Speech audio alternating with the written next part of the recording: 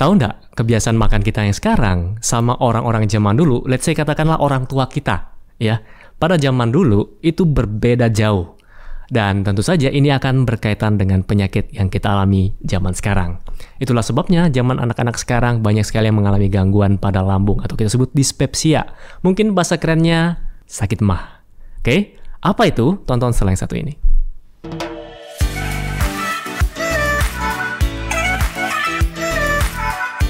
Halo Sobat Sehat, jumpa lagi dengan saya Dr. Sung, dan di video kali ini saya akan bahas tentang makan. Ya, sesuatu yang simple yang setiap hari kita lakukan. Mungkin ada yang bangun pagi sudah makan siang, kemudian makan malam, tapi kenapa kok harus dibahas di video kali ini? Dengarkan baik-baik karena ini akan berpengaruh terhadap kesehatan pencernaan Anda, terutama pada lambung Anda. Sekarang banyak sekali anak-anak muda, dan ini termasuk pengalaman saya pribadi dipraktekkan, banyak sekali anak-anak yang usianya sekarang masih 20-an, itu sudah mengalami gangguan dispepsia, atau mungkin bahasa kerennya orang bilang sekarang sakit mah. Ya, sebenarnya sakit mah itu tidak ada di dunia kedokteran. Mah itu kan dari bahasa Belanda, demah yang artinya lambung kita, ya. Oke. Jadi dispepsia ini merupakan suatu gangguan pada lambung kita. Gejalanya ada seperti sendawa, kemudian kembung, kemudian ada yang bilang asam lambungnya naik, ya sampai GERD atau LPR.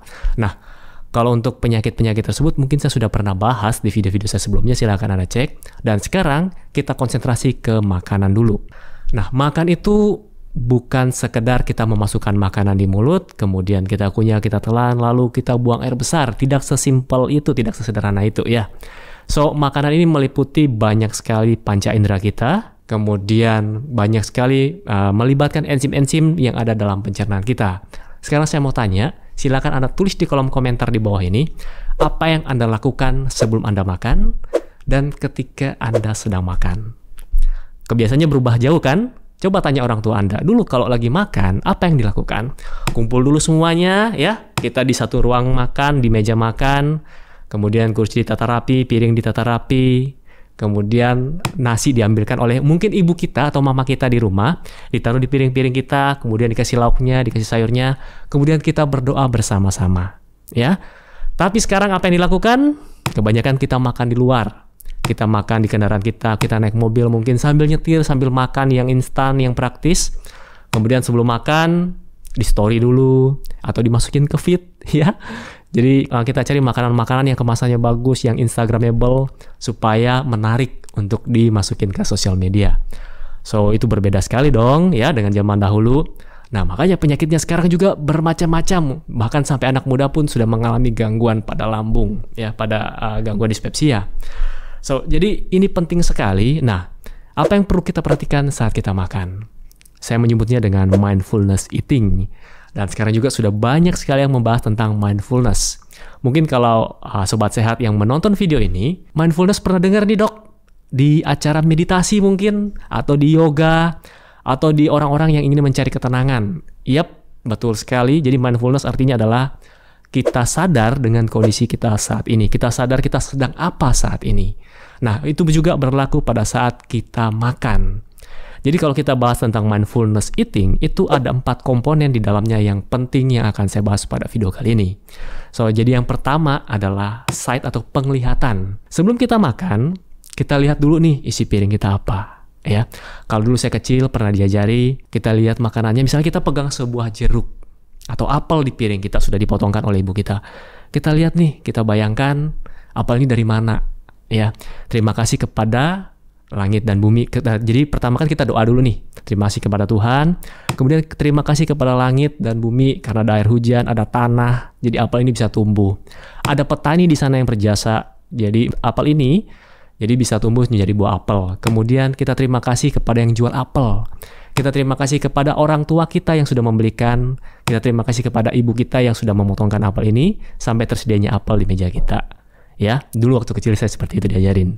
So, kita diajari bersyukur tersedianya makanan. Jadi kita tidak boleh buang-buang makanan. Itu waktu saya kecil diajari seperti itu. Bahkan satu butir nasi pun susah sekali nih didapatnya. Jadi ajar orang tua saya masih ingat, jangan buang-buang nasi walaupun cuma 1 sendok karena itu jasa petani di sana besar. Dan masih banyak orang lain di luar yang masih kelaparan. Oke, tapi tidak sampai sedetail itu. Jadi yang saya mau ajarkan ke Anda semua, yang saya mau sharingkan adalah kita lihat apa sih yang kita makan. Misalnya ada buah di sana atau ada nasi, ada sayur, warnanya apa, kemudian bentuknya seperti apa. Karena kebanyakan dari kita sekarang, makanan yang disajikan itu kita tidak lihat lagi. Kita fokus ke HP kita, scrolling Instagram atau TikTok mungkin, lihat lagi dance atau lihat berita-berita politik yang lagi panas, dan kita sambil makan. So, ini penting sekali kenapa? Jadi pada saat kita melihat makanan, tubuh kita akan menangkap sinyal nih, saya akan makan. Ketika tubuh kita menangkap sinyal, otak kita menangkap sinyal saya akan makan, secara otomatis kelenjar liur kita akan menghasilkan saliva atau liur yang berfungsi untuk mencerna makanan nantinya, memudahkan proses menelan makanan, ya. Kemudian lambung kita juga akan mempersiapkan enzim-enzim untuk mencerna makanan. Beda ceritanya kalau Anda lagi makan, kemudian pikiran Anda di kantor, atau mata Anda lihat kerjaan, ya. Akhirnya enzim-enzim pencernaan, kemudian liur itu tidak siap untuk mencerna makanan. Kemudian yang kedua, komponen yang kedua setelah dari mata turun ke hidung. Kita cium bau makanannya, kita cium aromanya, kita cium apa rempah-rempah yang digunakan atau herbs apa yang digunakan, ya. Jadi kita bisa tahu nih, oh ini pakai ini tadi, pakai merica misalnya, atau pakai ada jahenya, ada kunyitnya misalnya, ya. Nah, itu akan membantu sistem pencernaan kita. Lalu, setelah itu kita mulai makan. Nah, kita rasakan, jadi taste, lidah kita bekerja nih. Apakah ada rasa asin di sana, rasa kecut di sana, ya. Kemudian ada rasa apapun di sana, kita rasakan, dan kemudian kunyah dengan baik. Nah, ini yang jadi masalah persoalan. Sekarang banyak sekali sakit lambung atau sakit MA, ya kita sebut dengan dispepsia. Jadi dispepsia ini masih banyak lagi, ada anorganik, ada organik, ya. Kemudian mengarah lagi ke GERD dan lain-lain. Karena proses tadi ini kita abaikan, ya. So, jadi anak-anak muda yang nonton video ini ataupun Anda yang sudah usia lanjut, yang mungkin kebiasaan makan ini sudah berubah dibandingkan dulu waktu kita masih kecil, kita diajari untuk bersyukur dulu, kemudian kita makan dengan baik, ya. Nah, ketika sekarang sudah berubah, ketika Anda tonton video ini, coba dirubah lagi, dipraktekkan, ya. Kemudian makanlah dengan tenang. Ini yang keempat, silent.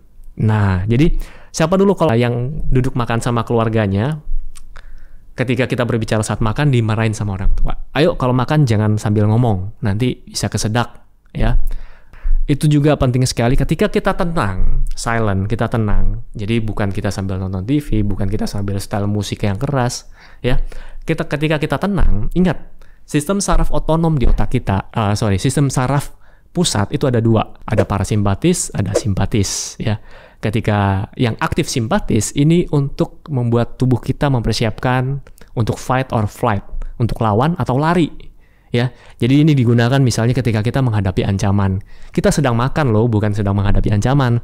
Tapi kalau kita nonton beritanya politik yang panas, kira-kira apa yang aktif? Ketika kita mikir kerjaan, ketika kita mikir nanti bersaing sama siapa, yang aktif yang mana kira-kira?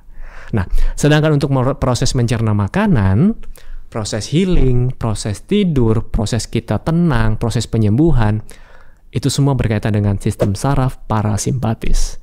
So, jadi buat Anda yang keluarga nih, sudah kumpul makan, udah bener, sudah bisa berdoa, tolong kalau makan tenang, jangan malah kalau makan di sidang. Ayo tadi kenapa nilai raportnya merah? Tadi di sekolah gimana? Nah, itu di sidang dong, anak-anaknya lagi makan. Kalau kayak gitu terus-menerus, jangan heran kalau anak Anda ya akan mengalami masalah pada pencernaannya. Oke, yang terakhir adalah feel. Ya mungkin ini bonus lagi satu ya, jadi ada 5 semuanya. Jadi kita mulai penglihatan, sight, smell, kemudian taste, kemudian silent, dan yang terakhir adalah feel. Kita merasakan. Jadi kita rasakan makanannya ya. Kita bersyukur nih kita bisa makan pada saat ini, kemudian kita rasakan makanannya nikmat ya. Dan ketika Anda bisa lakukan itu semua, coba deh, dalam waktu 1 minggu, 2 minggu, pasti pencernaan Anda akan lebih baik buat Anda yang punya masalah pencernaan, ya. Nah, ini berkaitan semua dengan enzim-enzim yang ada dalam sistem pencernaan kita, kemudian berkaitan dengan sistem saraf otonom tadi yang tidak bisa kita kendalikan, tapi kita bisa trigger, ya. Jadi sistem simpatis dan parasimpatis tadi kita bisa trigger, makanya ketika makan itu harus dalam kondisi yang tenang ya. Oke, mungkin video singkat ini tentang mindfulness eating bisa bermanfaat buat Anda semua. Jadi kalau ada yang tanya, dok solusinya gangguan pencernaan tanpa obat, ini adalah salah satu solusinya yang bisa Anda lakukan di rumah. Kalau untuk obat ya Anda silakan kunjungi ke dokter, Anda bisa juga cari sendiri apa sih manfaat obat yang diberikan oleh dokter, apa efek sampingnya, silakan Anda pelajari sendiri. Tapi mungkin mindfulness eating ini sudah lama Anda tidak diajari. Ya mungkin di sistem sekolah sudah sibuk ya, mungkin guru-gurunya tidak sempat mengajarkan yang demikian, atau di rumah orang tua Anda juga sibuk. Nah, kebiasaan makan ini silakan Anda tularkan. Pertama, lakukan dulu untuk diri sendiri. Kemudian ajak keluarga Anda untuk lakukan sistem mindfulness eating ini.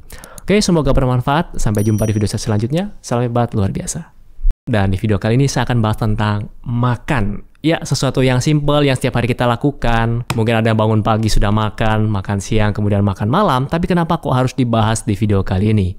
Dengarkan baik-baik, karena ini akan berpengaruh terhadap kesehatan pencernaan Anda, terutama pada lambung Anda. Sekarang banyak sekali anak-anak muda, dan ini termasuk pengalaman saya pribadi dipraktekkan, banyak sekali anak-anak yang usianya sekarang masih 20-an, itu sudah mengalami gangguan dispepsia, atau mungkin bahasa kerennya orang bilang sekarang, sakit MAH. Jadi ini penting sekali. Nah, apa yang perlu kita perhatikan saat kita makan? Saya menyebutnya dengan mindfulness eating. Dan sekarang juga sudah banyak sekali yang membahas tentang mindfulness. Jadi yang pertama adalah sight atau penglihatan. Sebelum kita makan, kita lihat dulu nih isi piring kita apa. Ya. Kemudian yang kedua, komponen yang kedua setelah dari mata, turun ke hidung.